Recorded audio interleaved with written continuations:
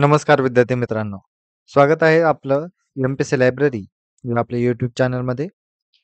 आज आहे 18 सप्टेंबर 2025. आज देखील अतिशय महत्त्वाच्या अशा चालू घडामोडी आज आपण पाहणार आहोत. त्यातील सर्वात महत्त्वाचे म्हणजे भारताचे महत्त्वाचे युद्ध सराव हे कोणते आहेत आणि ते कोणत्या देशांसोबत आहेत. तसेच 99वे अखिल भारतीय मराठी साहित्य संमेलन हे कुठे भरणार आहे आणि नुकतेच त्याच्या अध्यक्षपदी कुणाची निवड झालेली आहे हे देखील आज आपण पाहणार आहोत. आणि टीम इंडियाला नवी जर्सी स्पॉन्सर हा भेटलेला आहे. तो कोण आहे आणि या अगोदरचे जर्सी स्पॉन्सर कोण होते याबद्दलची देखील आज आपण माहिती पाहणार आहोत. त्यामुळे या संपूर्ण माहितीसाठी शेवटपर्यंत व्हिडिओ जरूर पहा. विद्यार्थी मित्रांनो, कालच्या व्हिडिओच्या शेवटी मी तुम्हाला एक प्रश्न विचारलेला होता. प्रश्न होता, जागतिक बॉक्सिंग चॅम्पियनशिप 2025 ही स्पर्धा कोणत्या ठिकाणी आयोजित करण्यात आलेली होती? तर याचं योग्य उत्तर आहे पर्याय क्रमांक 1 इंग्लंड. इंग्लंडमधील लिव्हरपूल या ठिकाणी जागतिक बॉक्सिंग चॅम्पियनशिप 2025 ही स्पर्धा आयोजित करण्यात आलेली होती आणि यामध्ये भारताने चमकदार अशी कामगिरी केलेली आहे. याविषयीचा संपूर्ण व्हिडिओ काल ऑलरेडी शेअर केलेला आहे. हवं असेल तर तुम्ही कालचा व्हिडिओ पुन्हा एकदा तुम्ही रिवाइंड करून पाहू शकता. आता आपण आजच्या चालू घडामोडींना सुरुवात करण्यापूर्वी आजचे दिनविशेष पाहून घेऊया. 18 सप्टेंबर 1927 महाराष्ट्र चेंबर ऑफ कॉमर्सची आज स्थापना झालेली होती आणि याचे संस्थापक होते वालचंद हिराचंद. विद्यार्थी मित्रांनो, अर्थशास्त्र म्हणजेच इकॉनॉमिक्स या घटकामध्ये याविषयी म्हणजे अशा ज्या महत्त्वाच्या ज्या संघटना आहेत यांच्या स्थापनेविषयी प्रश्न विचारले जातात आणि याचे संस्थापक कोण आहेत याविषयी देखील विचारले जाते. त्यामुळे आपल्याला याबद्दलची माहिती असणं खूप खूप गरजेचे आहे. त्यामुळे लक्षात घ्या, महाराष्ट्र चेंबर ऑफ कॉमर्सची स्थापना 18 सप्टेंबर 1927, संस्थापक वालचंद हिराचंद. 18 सप्टेंबर 1947 अमेरिकन गुप्तचर संघटना CIA याची स्थापना आजच्या दिवशी झालेली होती. तसेच 18 सप्टेंबर 1948 याच दिवशी निजामाच्या सैन्याने पराभव स्वीकारल्यामुळे ऑपरेशन पोलो हे स्थगित करण्यात आलेले होते. 18 सप्टेंबर 2016 उरी आतंकी हल्ला आजच्या दिवशी झालेला होता. जैश ए मोहम्मद या दहशतवादी गटाने गेलेल्या भारतातील जम्मू आणि काश्मीरमधील उरी हल्ल्यामध्ये भारतीय लष्कराचे 19 जवानांचे निधन आजच्या दिवशी झालेले होते आणि याचाच बदला म्हणून आपण वेगवेगळे पाकिस्तानवर ऑपरेशन देखील केले गेलेले होते. 18 सप्टेंबर 1992 भारताचे 6वे उपराष्ट्रपती मोहम्मद हिदायतुल्ला यांचे आजच्या दिवशी निधन झालेले होते. तर विद्यार्थी मित्रांनो, आजचे अतिशय महत्त्वाचे असे दिनविशेष आहेत. याविषयी आपल्याला वेगवेगळ्या अँगलने आणि वेगवेगळ्या परीक्षेमध्ये प्रश्न विचारला जाऊ शकतो. आता आपण सविस्तरपणे आपल्या चालू घडामोडींना सुरुवात करूया. सर्वप्रथम सगळ्यात महत्त्वाची बातमी म्हणजे युद्ध अभ्यास 2025. नुकताच भारत आणि अमेरिका यांमध्ये संयुक्त लष्करी सराव युद्ध अभ्यास हा पार पडला. ही या अभ्यासाची 21वी आवृत्ती होती. 1 ते 14 सप्टेंबर या दरम्यान हा युद्ध सराव झाला. याचे ठिकाण अमेरिकेतील फोर्ट वेनराइट या ठिकाणी होते. यामध्ये भारतीय मद्रास रेजिमेंटच्या एका बटालियनचे सैनिक सहभागी झालेले होते. भारत आणि अमेरिका यामधील पहिला अभ्यास हा 2000 साली आग्रा या ठिकाणी झालेला होता आणि आता या अगोदरचा म्हणजे 2024चा सराव हा 20वी आवृत्ती ही राजस्थान या ठिकाणी झाली होती. लक्षात घ्या विद्यार्थी मित्रांनो, युद्ध अभ्यास भारत आणि अमेरिका यांतील संयुक्त लष्करी सराव आहे.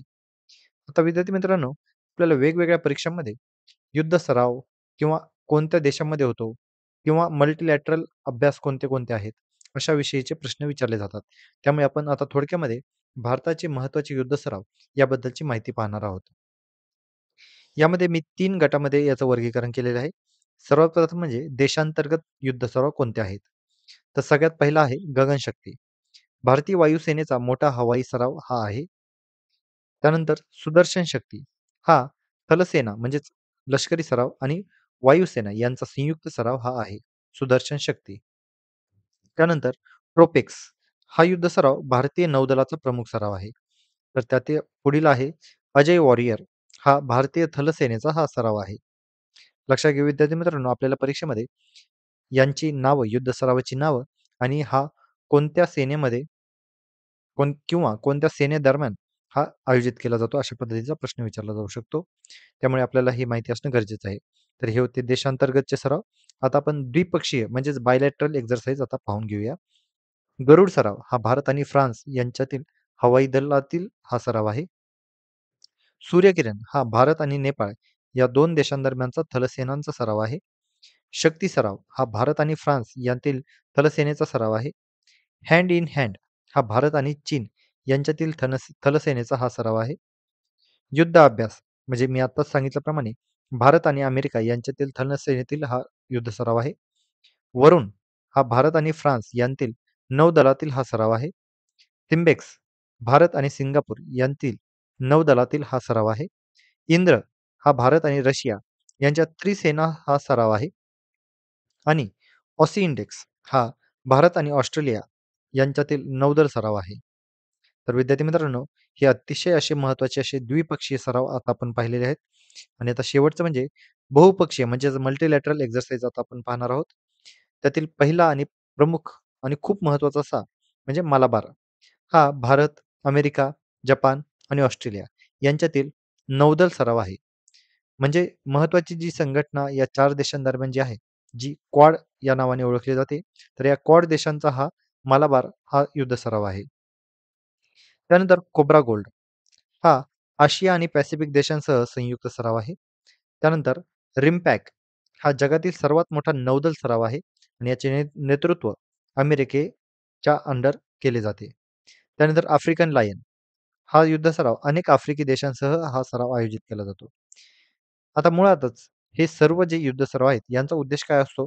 तर संरक्षण दलांची तयारी वाढवणे, संयुक्त ऑपरेशन क्षमता विकसित करणे आणि आंतरराष्ट्रीय सहकार्य मजबूत करणे. तर हे होते महत्त्वाचे भारताचे युद्ध सराव. आता आपण पुढची बातमी पाहूया. टीम इंडियाला नवा जर्सी स्पॉन्सर भेटलेला आहे. भारतीय क्रिकेट संघाचा नवा जर्सी स्पॉन्सर असणार आहे अपोलो टायर्स. सरकारने ऑनलाईन सट्टेबाजी ॲप्सवर बंदी घातल्यानंतर बीसीसीआयने ड्रीम 11 सोबतचा करार रद्द केला. अपोलो टायर्सने स्पॉन्सरशिपसाठी यशस्वी बोली लावत प्रत्येक सामन्यासाठी 4.5 कोटींचा प्रस्ताव दिला होता, जो ड्रीम 11 पेक्षाही जास्त आहे.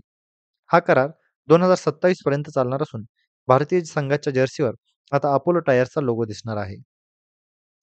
ड्रीम 11ने जुलै 2023 मध्ये 358 कोटींचा करार करून बीसीसीआयचा अधिकृत स्पॉन्सर बनला होता, परंतु बंदीमुळे तो करार आता संपुष्टात आलेला आहे.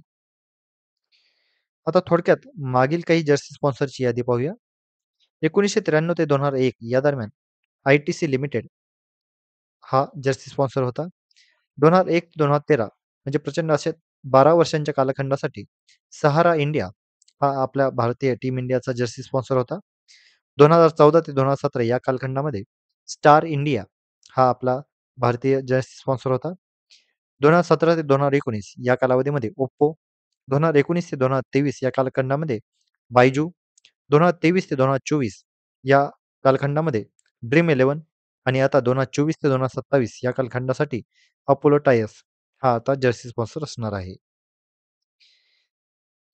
तर विद्यार्थी मित्रांनो, आपल्याला परीक्षेमध्ये टीम इंडियाच्या जर्सी स्पॉन्सरची यादी विचारली जाऊ शकते किंवा आपल्याला सुरुवातीला कोणता स्पॉन्सर होता आणि आता कोणत्या जर्सी स्पॉन्सरने आपली माघार घेतलेली आहे किंवा नवीन जे ऑनलाईन सट्टेबाजी ॲप्सवर बंदी आल्यामुळे कोणत्या कंपनीसोबतचा करार रद्द केलेला आहे, अशा पद्धतीचा आपल्याला प्रश्न विचारला जाऊ शकतो. आपल्याला याबद्दलची माहिती असणं गरजेचे आहे. पुढची पुन्हा एकदा महाराष्ट्राच्या अनुषंगाने खूप खूप महत्त्वाची बातमी म्हणजे 99वे अखिल भारतीय मराठी साहित्य संमेलन. 99वे अखिल भारतीय मराठी साहित्य संमेलन हे सातारा आणि साताऱ्यातील शाहू स्टेडियम या ठिकाणी आयोजित करण्यात येणार आहे. हे 1 ते 4 जानेवारी 2026 या कालखंडामध्ये आयोजित केले जाईल. नुकतेच याच्या अध्यक्षपदी प्रसिद्ध कादंबरीकार, पानिपतकार विश्वास पाटील यांची निवड झालेली आहे. पुण्यामध्ये झालेल्या अखिल भारतीय मराठी साहित्य महामंडळाच्या बैठकीत विश्वास पाटील यांची सर्वसंमतीने अध्यक्षपदी निवड करण्यात आली. या संमेलनामध्ये ग्रंथदिंडी, प्रदर्शन, कविकट्टा, बालकुमारांसाठी आनंद मेळावा यांसारखे विविध उपक्रम रंगणार आहेत. यावर्षी प्रथमच सर्व माजी अध्यक्ष, सरस्वती सन्मानप्राप्त लेखक, साहित्य अकादमी पुरस्कार प्राप्त लेखक या सर्वांना याचे निमंत्रण देण्यात आलेले आहे. आता थोडक्यात मागील काही साहित्य संमेलन आहेत याबद्दलची माहिती पाहूया. 2022चे 96वे साहित्य संमेलन वर्धा या ठिकाणी आयोजित करण्यात आलेले होते, ज्याचे अध्यक्ष होते नरेंद्र चपळगावकर.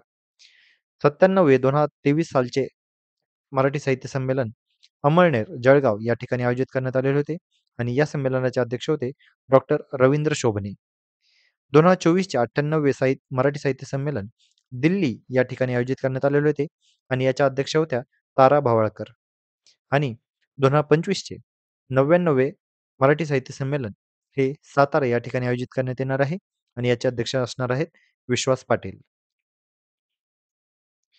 तर विद्यार्थी मित्रांनो, या होत्या आजच्या चालू घडामोडी.